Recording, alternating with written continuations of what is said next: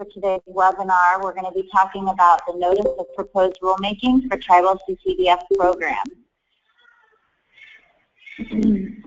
So for today, again, I want to remind everyone to put their phone on mute if they are just joining us. We're going to try to keep our lines open so that people can comment freely. So again, welcome for joining us. We're happy to have everyone on the phone to be talking about the NPRM for helping NICA gather comments and data to submit to ACF. We'll be using your comments and information to develop testimony for the tribal consultation on CCDF to be held on February 11th. So that'll be middle of next month. NICA will share these comments with ACF as a representative organization of tribal CCDF programs. We want to provide you all with the opportunity to sign on to our comments explicitly, but also please feel free to submit your own comments on behalf of your own program and your own tribe, especially if they differ from what comes from the collection of our comments. You can visit our website at NICA News for directions on how to submit these comments. We also know that the tribal plan preprint has come out for comments, but NICA will be holding a separate webinar on this topic. So for today, we are focusing specifically on comments for the NPRM. So to make sure that everyone has a chance to provide us with their comments, we're going to have several ways for you to be able to participate. After each of our topics, we're going to be providing a short opportunity to allow 1 to 2 people to share comments with the whole group on the phone. So please feel free to jump in. We'll give a little bit of a pause. You can jump in and express your own feelings or your own comments that way. Another way we'll be asking for you to submit some of your answers to some of the discussion questions and your own comments in the chat boxes to the right of your, well, to the right of my screen. It probably is to the right of your screen as well. There is a little chat box. Again, my name is Jennifer Ratcliffe-Chiza. You can direct your comments, except it doesn't look like my name is on here. So you can direct your comments to everyone or directly to Sherry Ratcliffe, the presenter and the organizer. That way we will make sure to have your comments. But again, feel free to send them to everyone as well. We'll also be sending out a survey following this webinar to be able to collect some of your information, and you can also respond that way.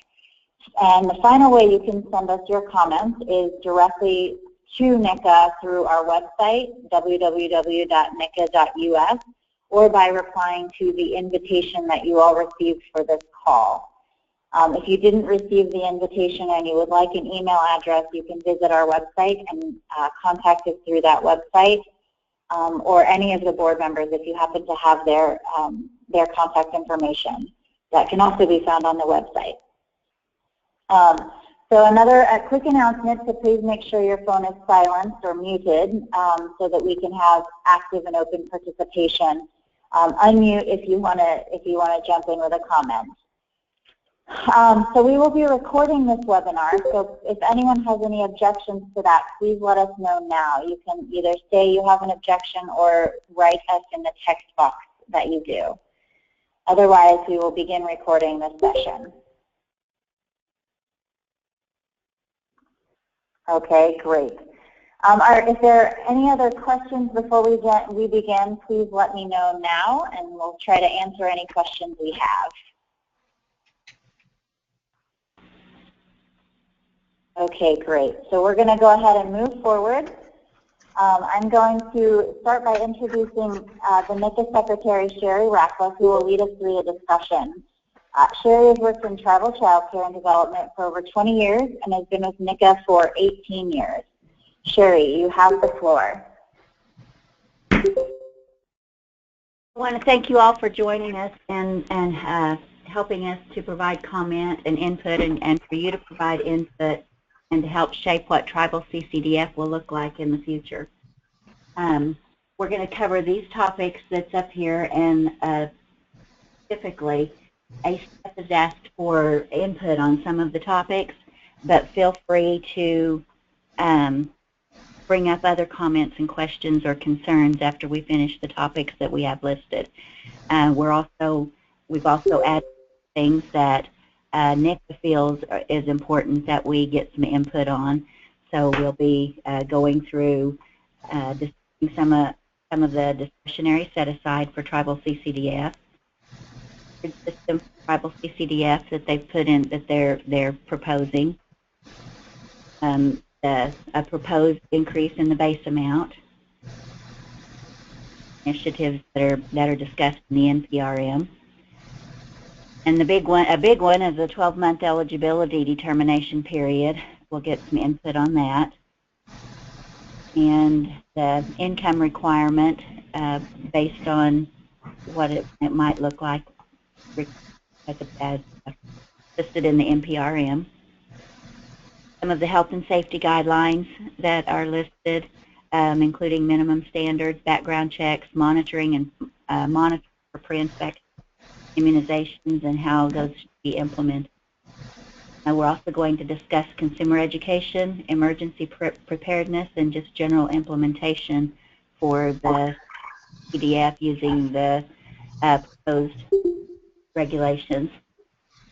We're also going to have some comments on the training and technical assistance that the tribes get for CCDF, and then a short discussion on some definitions that are proposed. We will begin that now. So on the discretionary set-aside, previous was that tribes would receive up to 2% of the allocated CCDF funding, or CCDF.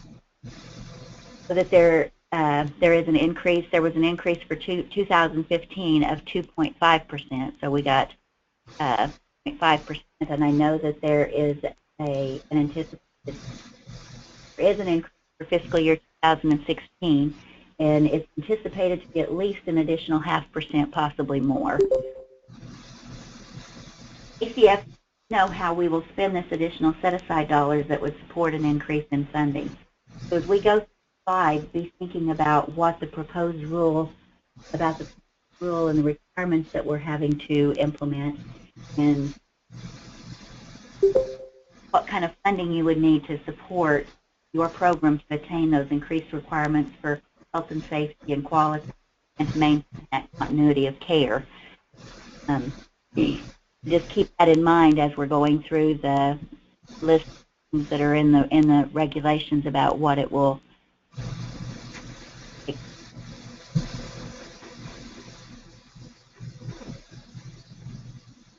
ACF is proposing a tiered system for tribal CCDF. Currently, we have exempt tribes and non-exempt tribes. Is how Sherry? Yes. Sherry, this is Jennifer. Your voice is skipping a little bit. Okay. I'm not sure if maybe there's some background from your something being next to your phone or something. Okay. And please make sure to mute your line. Sorry, to mute your line if you have joined us on the phone. Again, you can do that by clicking on the little green phone button or by muting your own personal phone. Thank you. ACF has established that in the NPRM, they've established a tiered system for reimbursement that will be so the exempt grantees were not required in the old rule. The exempt grantees were not required to adhere to a quality set-aside provision. In the current rule, they will. So they're proposing that they tier the systems for tribal CCDF as a large allocation tribe would be over $1 million in what they receive annually, and tribes receive between $250,000 and $1 million are considered medium allocations, and less than $50,000 would be considered smaller allocations. The smaller allocation grantees will be able to submit a modified plan preprint since they will be exempt from a lot of the requirements. And it's recommended that if they do submit the the entire plan, that they may be held accountable for what they include in the plan. So the small and medium tribes will have reduced requirements, and the medium allocation grantees are exempt from requirement of operating a certificate program. The larger grantees are subject to the majority of the CCDF requirements. And all grantees, as I said earlier, will be subject to the quality percentages that's in. Keep that in mind as we go through here and talk about some of what we'll pick this up at the end and allow you to comment on that. Another one of the proposed changes is the base amount. Currently, the base is $20,000. Tribes in a consortia receive $20,000 for each tribe that makes up the consortia if there's more than 50 eligible children. If there's less than 50 eligible children in the consortia, the consortia would receive a percentage of that $20,000 based on the number of eligible children in the tribe. A proposed increase of $30,000 to that base amount, and the funding would all come out of the tribal set-aside. It's not an increase to funding. This would definitely help grantees with smaller allocations and consortia, but it would take away from per-child funding with tribes with medium and large allocations. Regulation on the amount of the base amount, and it's going to be set by the secretary, and it won't be included in the regulations, but it will be set this year, and they are looking at setting it at 1,000. So, we want some input on how you feel about that shift in funding, because it would affect the per child amount for all tribes, actually. And how would it affect the Sherry? Sorry, go ahead. And then how would it affect the services that are provided? After we have gotten comments from this question, please go ahead and mute the whole line so that we have a little bit clearer sound coming through. Okay. So does anyone want to comment on the base amount? The lines are open.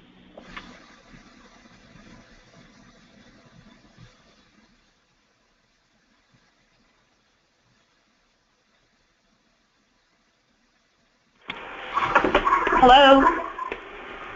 Can you guys hear me? Yes, we can. This is Dolores from Navajo. What is the intention on the increase on the base amount? Does anybody know? I'm assuming it was to help the smaller be able to. I see. That's all.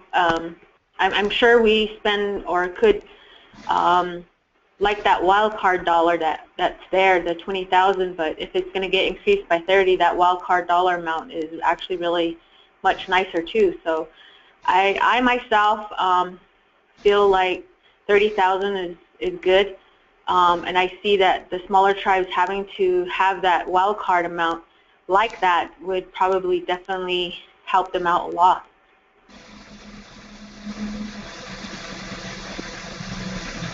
That was what the intent was, is to help smaller tribes able to implement some of the new mandates.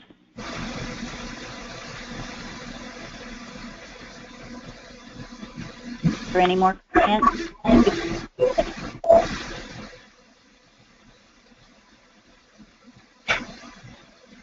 And you're welcome to add to the text too. So if we don't have any more comments on that, we'll move on to the next topic. And please mute the line.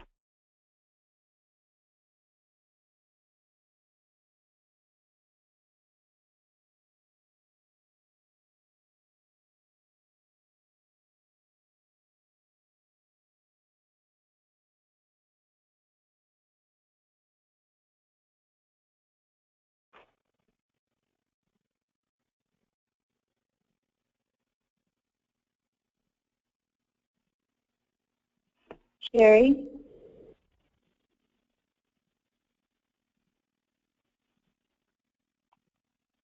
Hello? Can you hear me? I must have muted myself as well. I can hear you now. Okay. But the rest of the lines are not muted. Well, there's also an additional requirement for quality expenditures of 3% to support infants and toddlers. There are no exemptions in the NPRM for any tribal CCDF grantees. So is this feasible for your programs, and how will this affect services provided? You can comment now on that.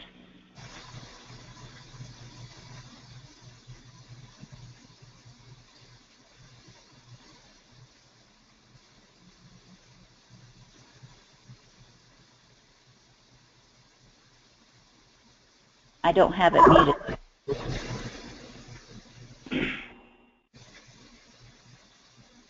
No, you're not muted, so people are able to comment.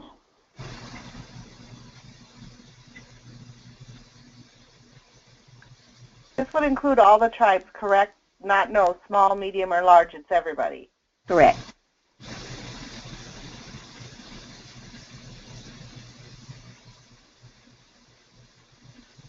Do we want to move on to the next one?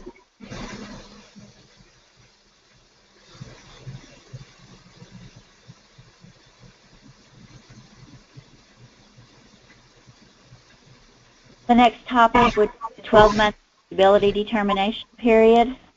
And currently, the eligibility for a child in subsidy care certificate would be reapproval every 6 months. Those guidelines would be that families would be eligible for assistance for 12 months from the original eligibility date unless income exceeds the federal eligibility level during that time, or if the family becomes unemployed, the tribe may either provide them with 3 months job search activity or continue to serve the children until the 12 months is ended. Of the quality of care for children in service and ensure that they have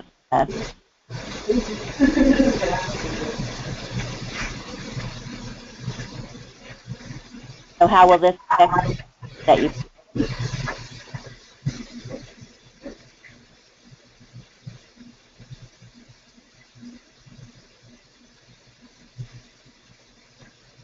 Sherry, this is Jennifer.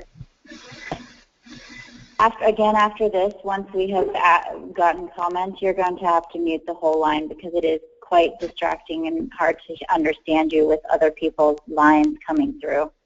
Okay.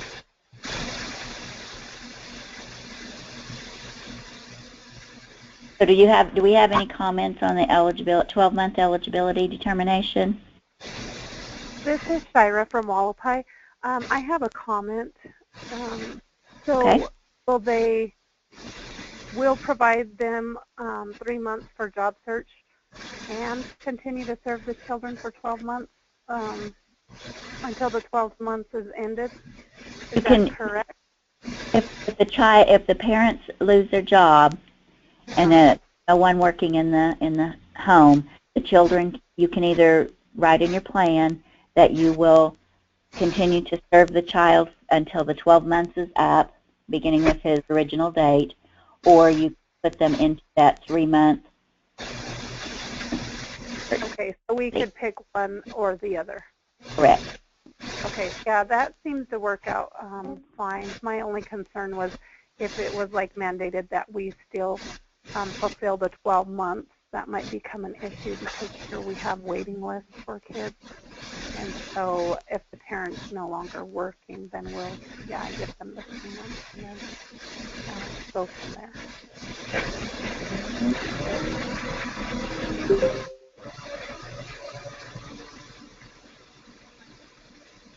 Do we have any more comments?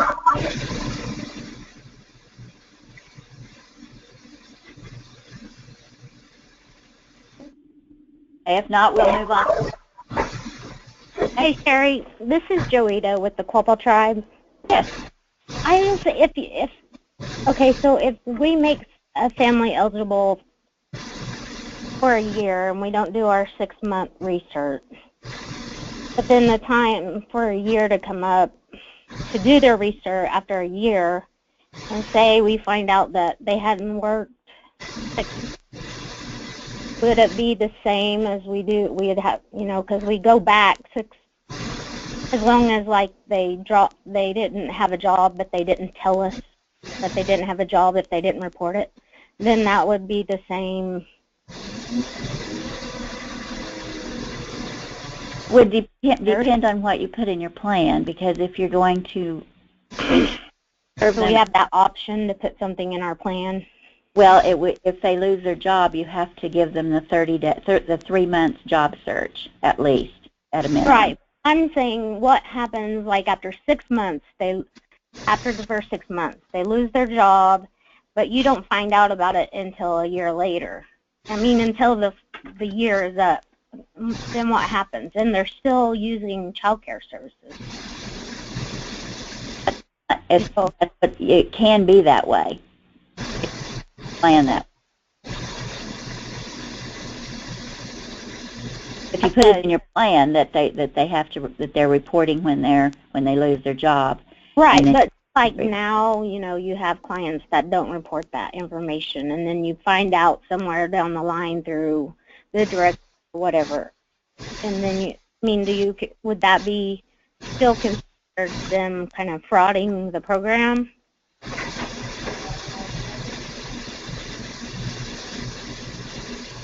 And I don't really know that answer. That can be something that we comment on. Okay. Yeah. Sherry? Yes. Yes, this is Karen. And it does say over the errors, that this is not considered an error, but this said there is no federal law to recoup child care fees except in case of fraud. This would financially impose financial burden on low-income families. So, because it says this is because a child meeting eligibility requirements determined at the most recent determination or redetermination is considered eligible between any redetermination. Any payment for such a child shall not be considered an error or improper payment due to a change in the family circumstances. So, this is something we really need to check into and research and get some answers on, because I understand what she's saying. If you've given eligibility for a year, but they only worked about 6 months out of that year, then what do you do with the other 6 months? Does that constitute fraud? They need to kind of answer us about what is considered fraud. Okay, we will make those comments. Okay, thank you.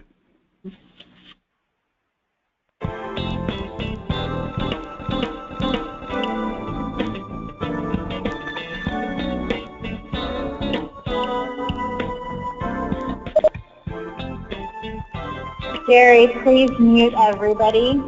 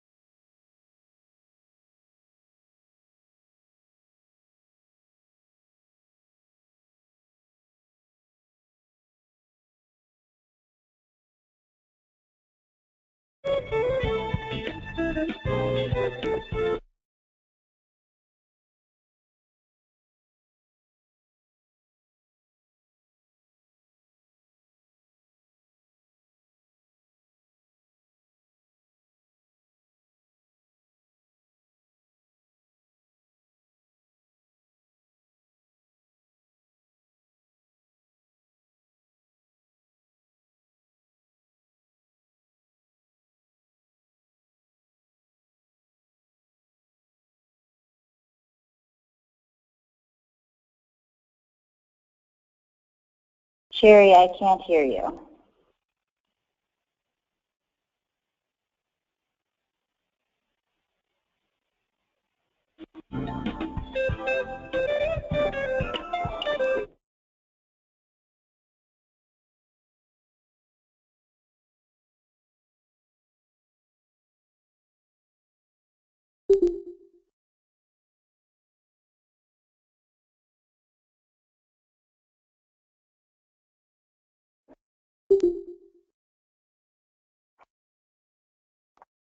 Sherry, Kim, I this don't is know Kim. if you Can you hear me? I can hear you, Kim. Do you want to just move to the next slide and we can just move on, and then when Sherry joins us, then she can just take off where she was at. Okay. So I believe we are on the income requirement. So the way that the proposed guideline is established now is that the Secretary will determine the median income, but at this time it seems as if they're exploring using the state median income as the same level of the tribes, for the tribes, which is set at 85%. I believe the line is open now.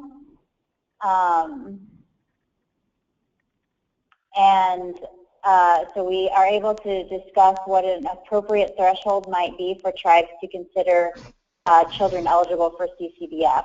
Are there any comments on this particular piece?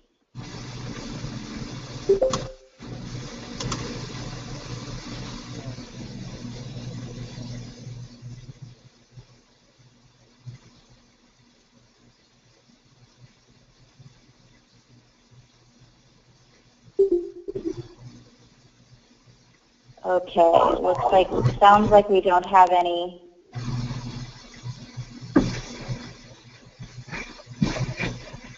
I'm not sure I can move the screen okay. I'm not sure I can move the screen forward. I'm back, Sherry. Okay. So I just went over the income requirements, and we did not have anyone make any comments, so we can move on to the health and safety. Okay. Yep. Are you able to mute the line yet?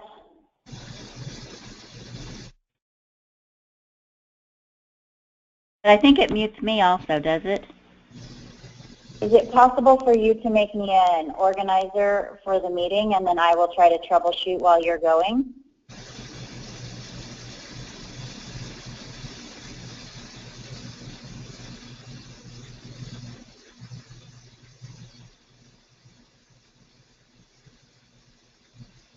Okay, we'll go ahead and continue.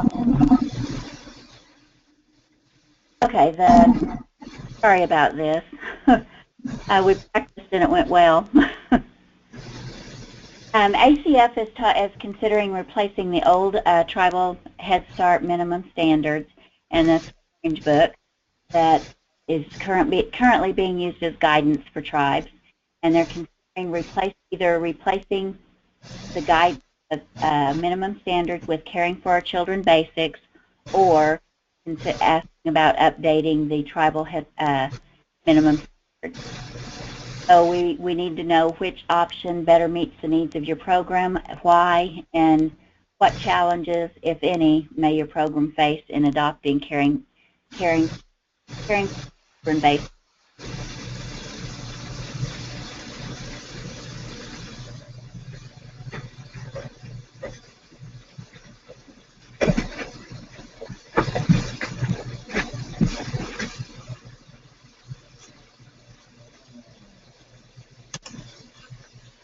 And I believe the line is open.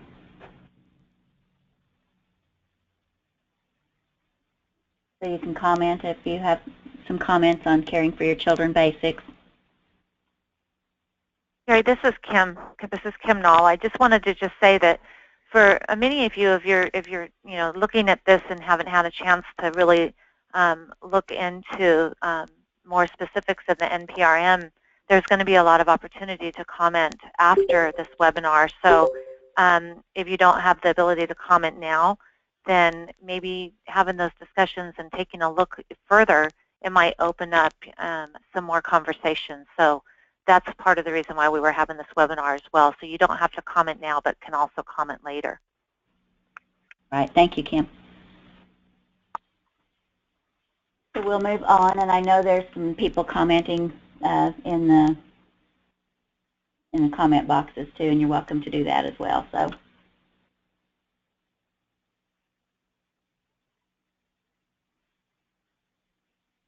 also in the proposed NPRM, there's pre-service training required for teachers, and also continuing training. And there's specifics on what types of trainings that teachers will be required to have. And we need to know what kind of challenges your programs might face when adopting these standards.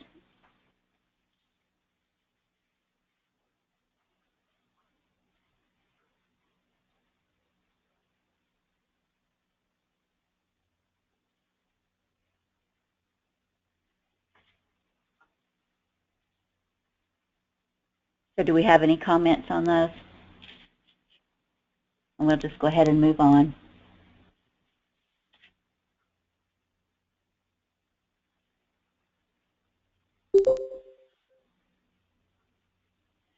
Background checks are also an issue that is going to be required in the federal NPRM, and it's possible that tribes will be required to use the FBI National Crime Information Center, the NCIC, for their background checks. We need to know if your program is capable of meeting this requirement and what barriers you would face to implement that. And also, should the guidelines allow for individuals to be left alone with children while their background check is being processed? What are your thoughts on that? And should we comment on that? Do we need more guidance on background checks? And should tribes have flexibility to identify disqualifying crimes? And that's a lot of information there. So if you have comments on that, either way, please comment now or send them in.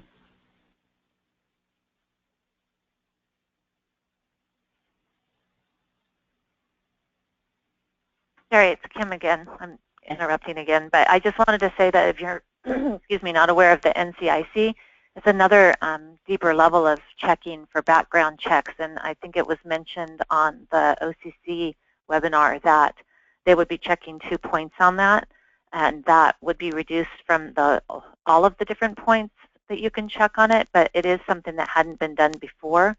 And so, for instance, if you have a routine traffic check, that might be an area that they check against your name and your identity, which can take a little bit longer. So it could then create, maybe, possibly, more time before you get your complete background check back.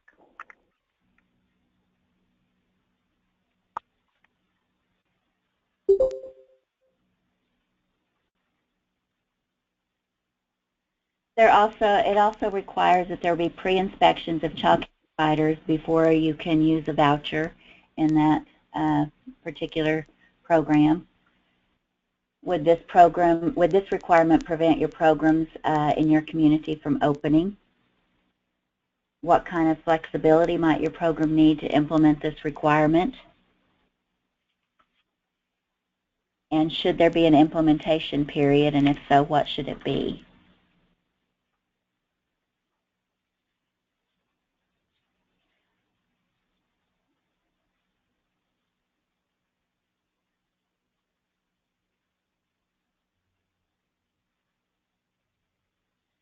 Tribes are also no longer exempt from immunization requirements. They must now assure that children receiving CCDF services are age-appropriately immunized. Is that going to be a problem for your program? Do you need a grace period for families with special circumstances to complete immunizations? And if so, how long should that period be?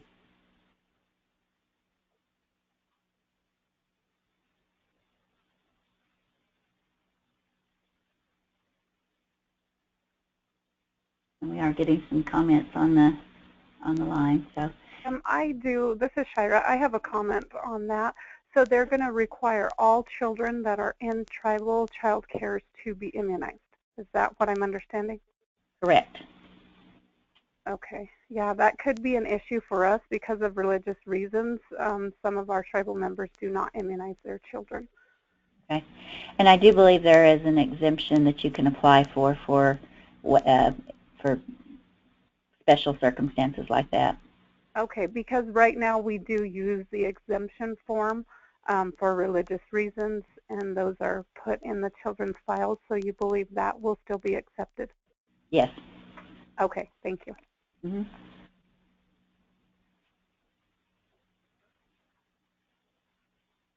This is Cindy Burns. Can you hear me? Yes. The problem we've been having with the immunizations is when they take the children, like the social service people, and they take the children from, they put them in that protective custody, and then they come to our program to get child care. The families that receive these children, they come to our program. There's no way that they have a hard time getting the immunization records for those children because they just took them from their family and placed them with them, so they have no documentation in place that lets them get all the paperwork that's needed to apply for child care. Okay, so that's something that we can put in the comments. It could be seen as a waiver.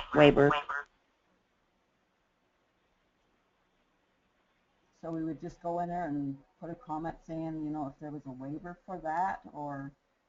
Yeah, and we're recording it. Get it? Okay. Even it goes so far as to enrollment paperwork also, because the parents are the ones that are especially with newborn, the infants. The parents are the ones that need to get the child enrolled with our tribe. So and the parents are no longer, they've taken the child away from the parents. So even the social service department has a hard time getting the enrollment paperwork. So that's another thing with applying for child care. It just takes a little longer for them to be able to get approved through our program because of the paperwork. Right. Okay.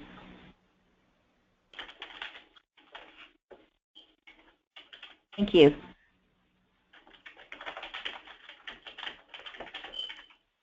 We have a list of some of the things that are required in the health and safety guidelines. They're all things that are very good for our programs, but some of them may take us a bit longer to implement than others. So we need to know what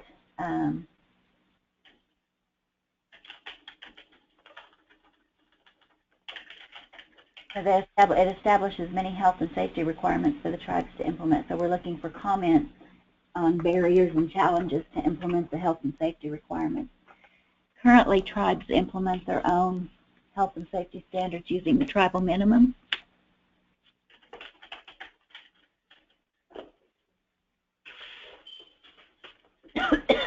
Using the tribal minimum standards as guidance. Sorry, I'm going to get my throat's getting dry now. So we need to know how long. I mean, if you need more time to implement the health and safety requirements, what is it that would look like? What kinds of training and technical assistance might you need regarding the health and safety requirements implementation?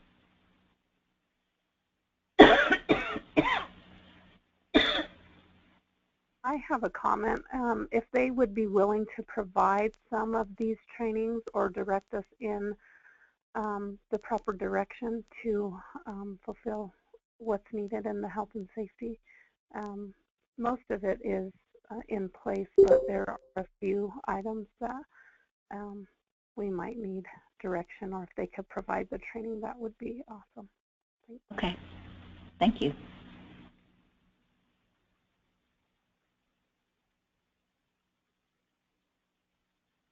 Do we have any other comments?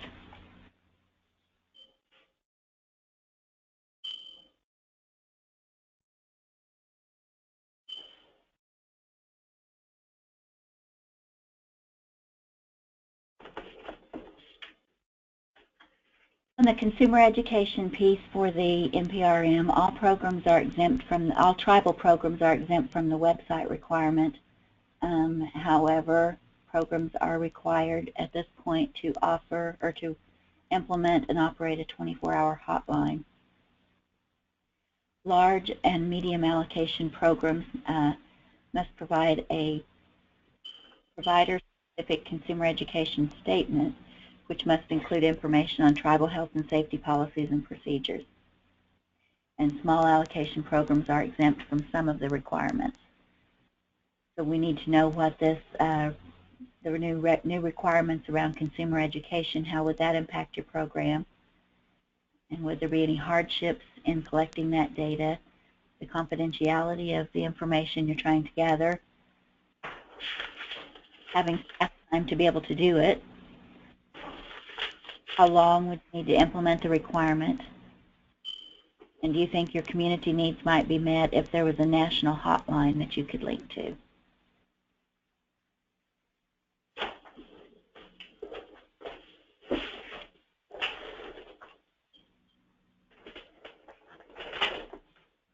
The lines are open if you have any comments on those requirements. Hello, can you hear me? Yes. Could you explain to us more about the 24-hour hotline? Kim, can you speak to that? Or Jennifer? Or Eloise? Hi, this is Kim. The 24-hour hotline is a consumer education piece, so that it would be something that is required for medium or large allocated tribes, not for small. And there's supposed to be transparency for things such as an ability to report for any monitoring issues, or for training and for providers, and something that is available for people to call in, and if there's something that it's for transparency reasons to be able to discuss or report things that are going on, and ask questions. So I know that there is a lot of information around how, if you go through the consumer education, there's a whole list of things that are on there. I mean, there's a lot. So if you get a chance to take a look at it, it's going to list for the medium and larger allocations several areas that are going to be a part of consumer education. So it's really big. I mean, depending on your tribe and what you're doing already, there could be things in there that might be hard to meet. So if you haven't had a chance to look through all of it, I would suggest that you go and look at that section and look at all the specific areas. Okay, thank you. And do we have the section listed on there? It's on there, isn't it? Yeah, it is. Page 256.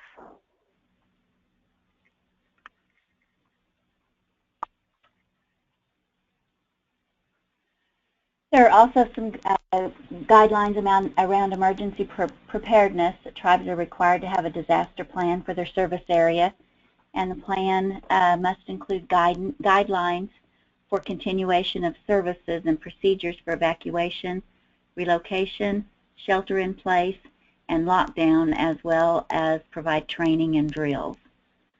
Would your program be able to implement this requirement, and what supports might you need for disaster planning and care to meet the needs in your communities?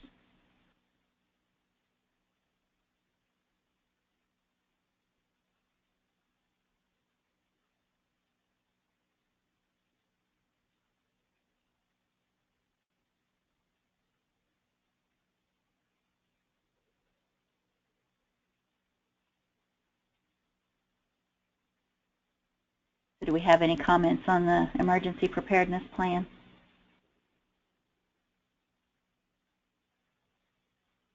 And we'll move on. Terry, this is Kim. I was just going to add to that there has always been something stated that you needed to have a plan, but again, there's a lot more specifics within the plan that need to be met. So if you look at that, you need to have a plan in your community that if you needed to be able to, say for instance, your programs or even a center was shut down. What is the plan to be able to provide care for the children that were in the program? What's your community plan? And things really specific about it that go beyond just saying that you have a plan in place, that you have certain aspects that is going to be much more comprehensive. So that's another really good area to take a look at, because there are several areas in there that we didn't have to list out specifically before.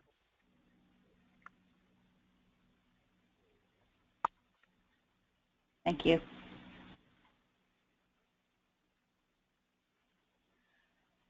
Also, there are a few categories where tribes are required to give preferential treatment for children to provide services to. One of the categories of care for children is for children that are homeless. And then in the NPRM, it's referencing the McKinney-Vento Act to define homelessness for children and youth. So the definition is up here. It's for children and youth that lack a fixed, regular, and adequate nighttime residence, and includes children and youth who are sharing housing due to loss of housing, economic hardship, or a similar reason, and if they're living in motels, hotels, trailer parks, or camping grounds. Children and youth who have a primary residence that it's a public or a private place not designed for regular sleeping accommodations. And children or youth who are living in cars, public spaces, abandoned buildings, substandard housing, buses or train stations or similar settings, and migratory children who qualify as homeless because the children are living in the circumstances described above. So is that definition sufficient to meet your community's needs? And if not, what isn't addressed, and how does your program, your tribe, define homelessness?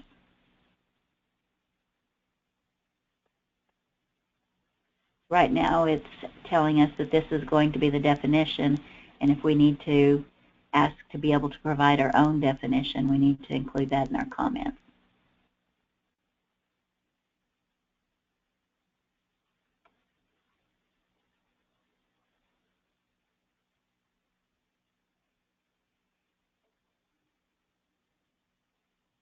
So after going through all of those, how will the tiered system designations affect the operation of your program?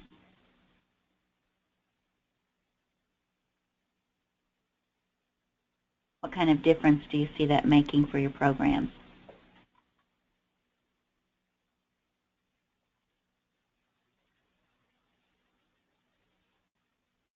This is Shira from Wallapai again. I think it's going to be beneficial to those smaller communities, and I'm all for it. Thanks. Thanks.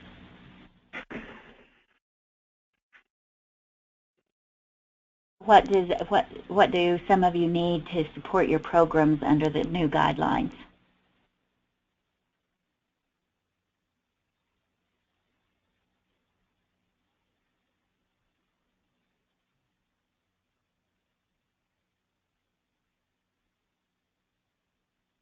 And then Sherry, this is Kim again. Sure. The only thing I was going to say is that I think that, I even know for me, there's so much information, and we're going through this and learning about it as we go. So, if there's something that we've said that I know even me, if it doesn't make sense or it doesn't sound right, just send us a question and we'll follow up on it, because we're still really reading through all of this and trying to figure this all out as we go, because there's so much information and a lot of changes. So it's a little overwhelming. Thanks, Sherry. I'm just butting in, but thanks. Oh no, that's great. It is. It's been quite a busy few days. So which activities would you remember? We talked in the beginning about what we would need to allocate more funding to be able to implement. So did you think about some areas where you could allocate additional funding, like the health and safety, quality, the 12-month eligibility period, putting together all of the plans that are required? What kind of things? ACF, or the Office of Child Care, is asking us for specific things that we need for additional funding. So if you don't want to say some things now, please send us in some things so we can put together some really good rationale for increased funding, because we know that all of these requirements will take additional time, which time is certainly funding, because we have people to do that. So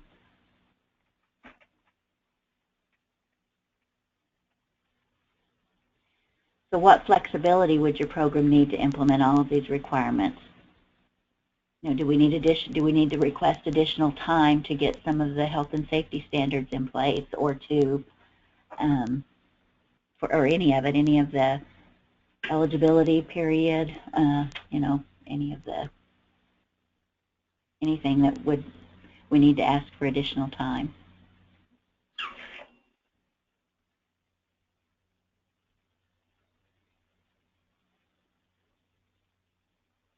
And as Kim has said, you can still comment here or go to our website at www.nica.us, and there's a link there to make comments as well. And then on the last slide, we want to talk a little bit about the training and technical assistance. I believe we have a call coming up fairly soon on training and technical assistance, and we want to also send out a survey to get feedback on the training and technical assistance. So if you have not had a chance to complete that, please do so, and we'll also put a link to that survey on our website that's specific to the training and technical assistance. So with all of the requirements that we have, what kinds of training and technical assistance would you need to implement some of these requirements? And what format would best meet your needs, like peer-to-peer coaching, exchange, expert coaching, individual TA, group TA? What kind of things best meet your needs to be able to implement these requirements that are in the new NPRM? And when responding to the training and technical assistance needs, please let us know if you will be considered a small program, a small allocation, medium allocation, or a large allocation program.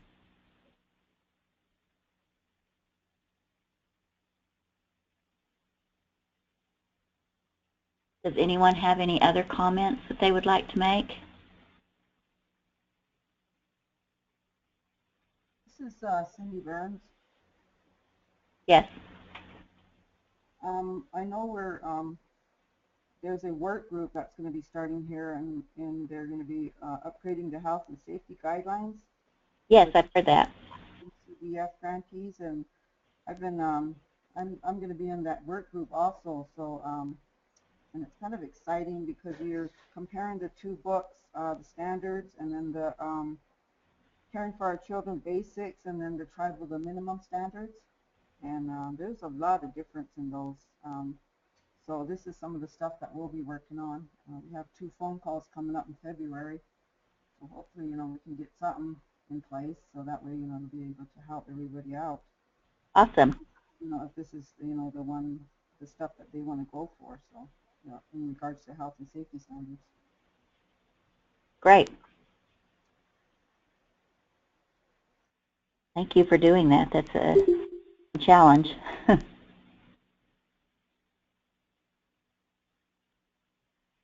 So if we don't have any other comments, oh, go ahead. Sherry, I just had something to say. A lot of people are talking about how long it's going to be before we have to implement all of these new regulations, and I think that that is an area that needs to be commented on because it's not specific on how long we have to implement.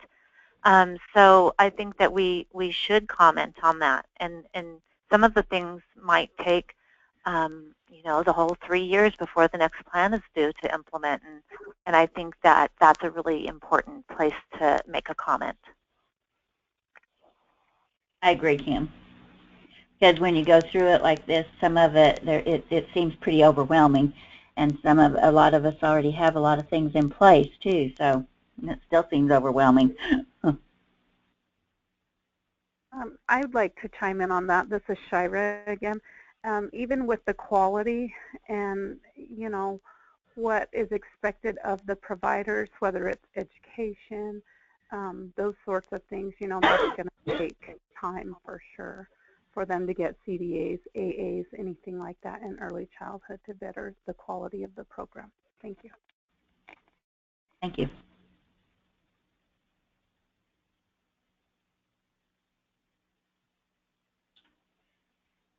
Does anyone have anything else that they would like to say? Well, I appreciate you all being on the call, and as we said, yeah, please feel free to go to our website and make comments and get a link to the Training and Technical Assistance Survey, and we will be taking comments until towards the end of February. We do have to put together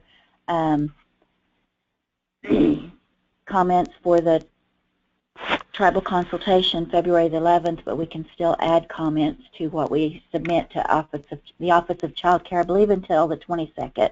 Is that correct?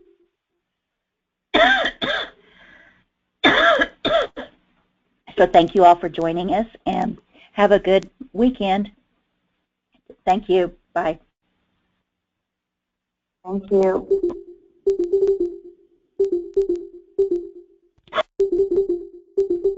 Bye, everybody.